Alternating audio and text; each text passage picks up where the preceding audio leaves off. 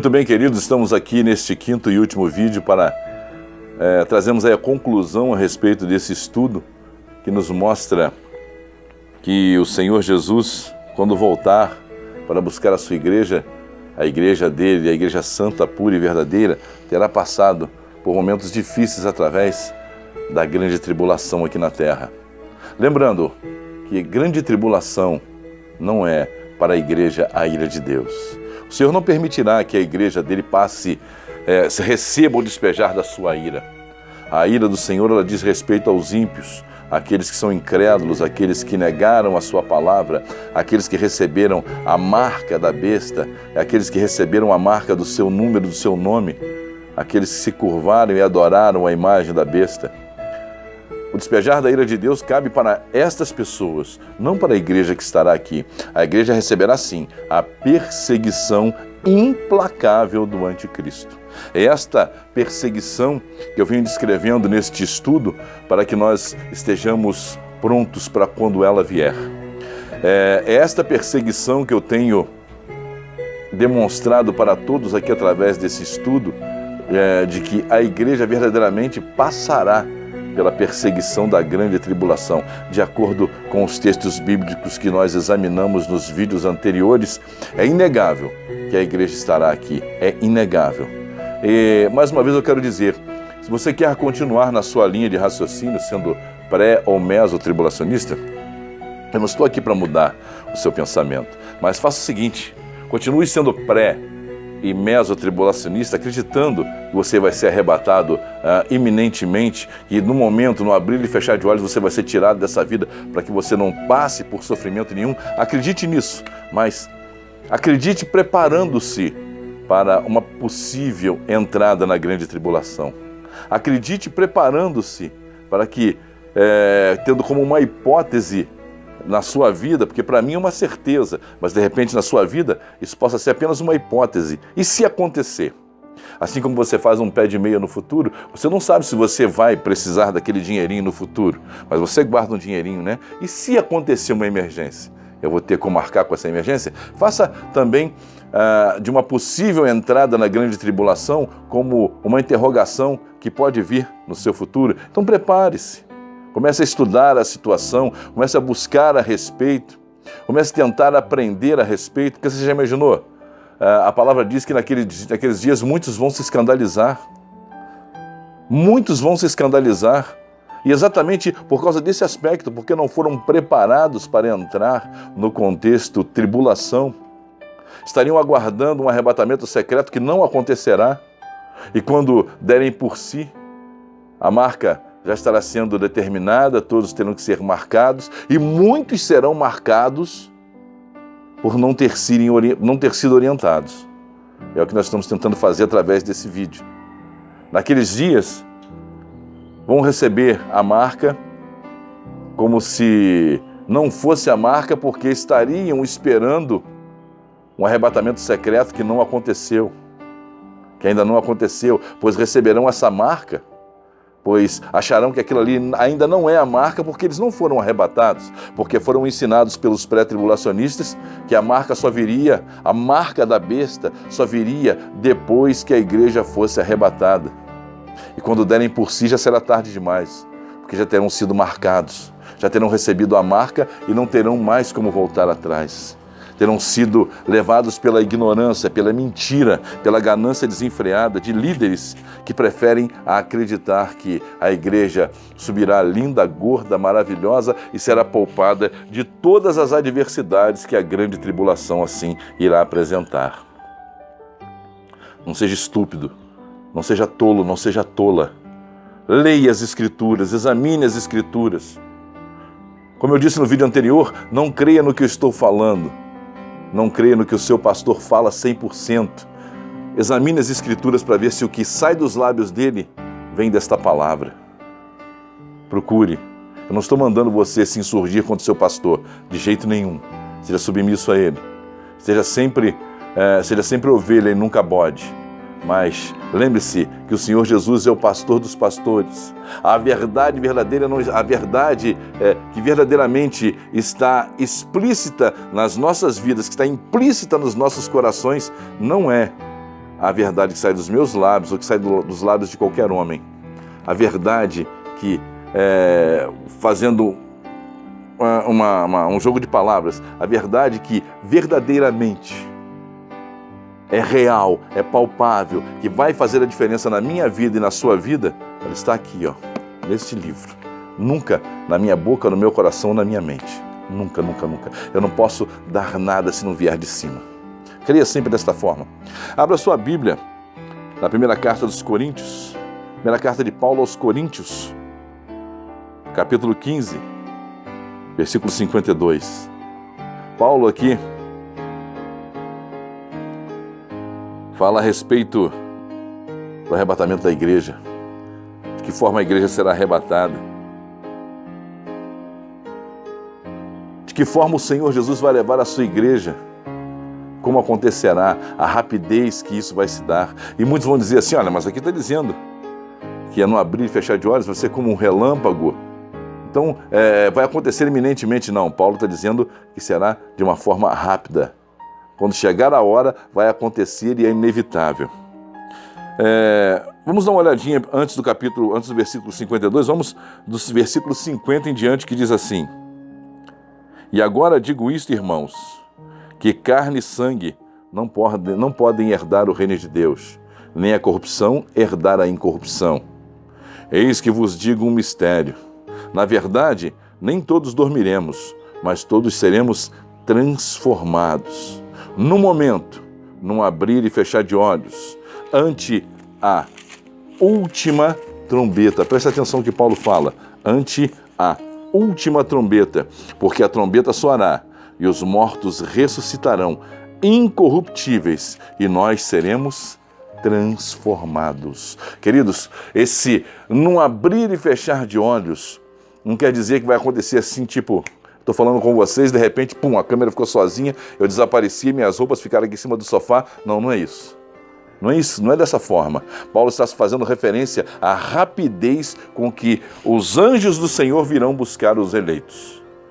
A palavra diz que o Senhor dará ordem aos seus anjos para recolher os seus escolhidos nos quatro cantos de uma outra extremidade da terra e do céu. Paulo está se referindo à rapidez que esse fato vai acontecer. De que forma que isso vai acontecer? No momento, num abrir e fechar de olhos, ante a última trombeta. Presta atenção, última. Te faço uma pergunta. Numa série de toques de trombeta, em que posição está a última trombeta? Ela está no início? Ela está antes do começo? Ela está no meio ou ela está no fim? Bom, pelo que eu posso entender, a última é a derradeira, é o final. Depois dela não há outra. É a última. Então eu não posso acreditar que esta trombeta vai tocar antes ou durante. Ela tem que tocar depois. É a última trombeta. Ela não pode tocar antes ou no meio. Ela tem que tocar sempre no final, depois. É a última trombeta. É simples, é fácil de raciocinar, é fácil de entender. É o toque da última trombeta, ante a última trombeta. A palavra nos mostra claramente que no abrir e fechar de olhos, ante o toque da última trombeta. A última trombeta vai tocar. Queridos, raciocine. Se a igreja for tirada antes da grande tribulação, não é a última trombeta. Como pode a última trombeta tocar antes das outras? Responda essa para mim. Se é a última trombeta, ela não pode acontecer no início. Se é a última trombeta, ela não pode acontecer no meio, como apregou os mesotribulacionistas. Não pode ser no início, como apregou os pré-tribulacionistas. Se é a última trombeta, como Paulo assim nos afirma no versículo 52 do capítulo 15 da primeira carta aos Coríntios. Se é a última, ela tem que tocar derradeiramente, após todas as outras. Tem que acontecer tudo primeiro para que depois a última trombeta seja tocada. Ela não pode tocar no início e no meio, ela tem que tocar no fim. E há mais passagens bíblicas que nos mostram a respeito das condições em que a igreja deverá estar para que Jesus possa voltar para resgatá-la. Nós vemos outras situações também, como lá em Apocalipse, capítulo de número 7. Vamos dar uma olhadinha lá rapidinho. Apocalipse, capítulo de número 7, que também é bem enfático com relação a isso. E muitos dizem que o que está contido aqui, no Evangelho, no Apocalipse, no livro do Apocalipse, capítulo de número 7, muitos pregadores dizem que isso aqui diz respeito a Israel, que não é a igreja do Senhor que aqui está falando de Israel. Gente, o texto é claríssimo. Não existe como contestar o que está escrito aqui. Nós temos aqui, do versículo 3 até o versículo 8, fala claramente dos 144 mil que são escolhidos das 12 tribos de Israel. São 12 mil de cada tribo. São 12 mil de cada tribo de Israel. E no versículo 8, não, a partir do versículo, ou melhor, depois do versículo 8, não há mais referência aos 144 mil aqui nesse texto. O verso 9 não fala mais de 144 mil. Até o versículo 8 se fala dos 144 mil, 12 mil de cada tribo de Israel, dos escolhidos, do remanescente da tribo do povo de Israel, 12 mil de cada tribo. E muitos pregadores usam a desinformação do povo para dizer que o restante, o que João viu, o que foi apresentado para João, continua sendo o povo de Israel. Ou pode ser também que eles te apresentem como sendo aqueles que vieram da grande tribulação. Então nós vamos entender isso a partir do versículo 9 aqui agora. Abra a tua Bíblia no Apocalipse, capítulo 7, versículo 9 em diante. Depois destas coisas olhei, e eis que uma multidão a qual ninguém podia contar, presta atenção agora, de todas as nações e povos e línguas que estavam diante do trono perante o Cordeiro, trajando vestes brancas e com palmas nas mãos. Vou repetir. Depois destas coisas olhei e eis que uma multidão a qual ninguém podia contar, de todas as nações, não era só de Israel não, eram de todas as nações e tribos e povos e línguas que estavam diante do trono e perante o Cordeiro, trajando vestes brancas com palmas nas mãos. E clamavam com grande voz, dizendo: salvação ao nosso Deus, que está assentado no trono, e ao Cordeiro. Povos, línguas e nações de todas as partes da terra. E muitos pregadores insistem em dizer que esse texto faz referência a Israel. Queridos, não faz referência somente a Israel, mas a todas as nações, a todos os povos, a todas as gentes que se dobraram e aceitaram e receberam ao Senhor Jesus como o único, exclusivo e completo Salvador das suas vidas. E o texto continua mostrando mais ainda. Versículo 13 em diante. E João ali no céu, ele tem uma visão, e um dos anciãos lhe falou dizendo: e esses aí, quem são? Fazendo referência àquele povo que nós acabamos de ler a partir do versículo 9. Lá no versículo 14, os anciãos fazem referência a este povo, perguntando a João quem são. Eles dizem para João assim, perguntando a João, e um dos anciãos me falou dizendo: e estes que estão vestidos de vestes brancas, quem são e de onde vêm? E João disse: Senhor, tu sabes.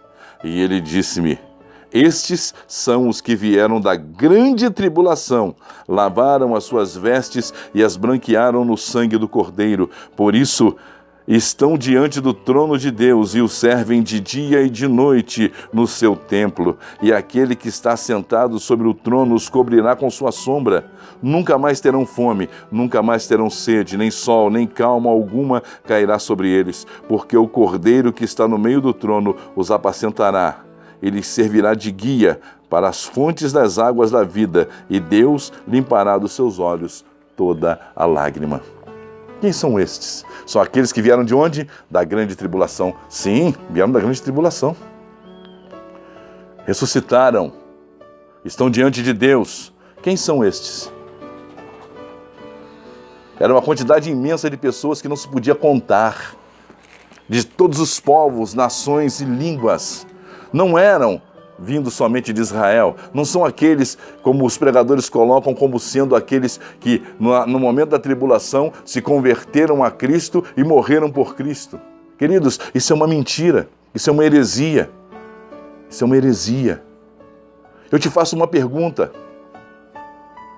Se naqueles dias o meu sangue e o teu sangue é suficiente para nós conquistarmos a salvação, não necessitando basicamente do sangue de Jesus para nos redimir, para nos justificar, por que hoje eu preciso do sangue de Jesus? Por que eu não posso morrer pelo meu próprio sangue? Por que eu não posso sair como missionário para um país islâmico, chegar numa praça, subir num caixote, começar a pregoar, receber um tiro na cabeça, ou uma facada, ou uma bomba, morrer pelo meu próprio sangue apregoando Jesus e ser salvo? Por que eu não posso fazer isso? Porque seria um sacrifício vão, um sacrifício tolo. Não existe ninguém que possa salvar a si mesmo. A palavra diz que todos pecaram e destituídos estão da glória de Deus. Queridos, nenhum de nós tem condição. Nenhum de nós pode galgar a salvação por si só. Nenhum de nós pode conseguir entrar no reino dos céus pelo derramar do seu próprio sangue. Foi preciso que um inocente, um imaculado viesse e morresse no nosso lugar e derramasse sangue inocente para aplacar a ira de Deus, para tirar a ira de Deus sobre as nossas vidas. É impossível nós estarmos naquele momento morrendo pelo nosso próprio sangue e conquistar a salvação. Se esta condição é verdadeira, logo o sangue de Jesus não tem efeito nenhum sobre nós. Nós carecemos do sangue de Jesus para nos salvar. Nós precisamos do sangue de Jesus para nos purificar. Nós precisamos do sangue de Jesus para nos levar até Deus. Nós não podemos e não temos condições de chegar diante do trono do Deus Todo-Poderoso por nossos próprios méritos. A palavra diz que não é por obra, para que ninguém se glorie. Eu vou chegar no céu e vou dizer assim, eu morri por minha conta, não precisei de Jesus não. Eu fui fiel. Eu fui fiel, eu acreditei, eu fiz. Não é assim. Não é assim. Não é por mérito. Toda honra e toda glória seja dada a Ele. Ele é o dono da honra, Ele é o dono da glória. Somente o Senhor Jesus é capaz de nos levar diante do trono de Deus através da pessoa do Espírito Santo. Somente o Senhor Jesus pode nos dar essa convicção, essa condição de salvação. Esse povo que João vê aqui no capítulo 7. Ele olha e vê uma multidão a qual ninguém podia contar, de todas as tribos, povos, línguas e nações. Queridos, não são os judeus, não é o povo de Israel, e muito menos os ímpios que negaram a Jesus, que estão agora diante do trono vestidos, trajando vestes brancas. Não são eles. É a igreja do Senhor, queridos. É aquela igreja imaculada, aquela igreja que foi decapitada, aquela igreja que foi violentada, foi martirizada e conquistou o direito de estar diante do trono de Deus porque guardou a fé, combateu o bom combate, viveu até o final segurando a sua fé, foi fiel até o fim, como a palavra diz, ser fiel até o fim, dar-te-ia a coroa da vida. Prepara-te, igreja do Senhor. A igreja vai estar aqui, o anticristo vai se manifestar e nós vamos estar diante de uma adversidade qual nunca tivemos antes. Nós vamos estar diante de uma condição a qual nós nunca tivemos antes. A palavra do Senhor é clara, ela nos mostra. Lá no Evangelho de Mateus, capítulo 24, versículo 29.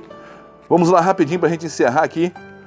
Só para a gente encerrar exatamente onde nós começamos. Evangelho de Mateus, capítulo 24, versículo 29 até o 31. Ele é enfático e mostra exatamente o que vai acontecer.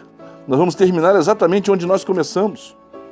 Evangelho de Mateus, capítulo 24, versículo 29. Convido a você a ler e encerrarmos esse estudo. E tire suas próprias conclusões depois disso. Diz assim a palavra do Senhor no versículo 29, no Evangelho de Mateus, capítulo 24. E logo depois da aflição daqueles dias, o sol escurecerá, e a lua não dará sua luz, e as estrelas cairão do céu, e as potências dos céus serão abaladas. Então aparecerá no céu o sinal do Filho do Homem, e todas as tribos da terra se lamentarão, e verão o Filho do Homem vindo sobre as nuvens do céu, com poder e grande glória. E ele enviará os seus anjos com rijo clangor de trombeta, os quais ajuntarão seus escolhidos desde os quatro ventos, de uma outra extremidade dos céus. Queridos, naqueles dias, aparecerá no céu o sinal do Filho do Homem. Primeiro tem que aparecer.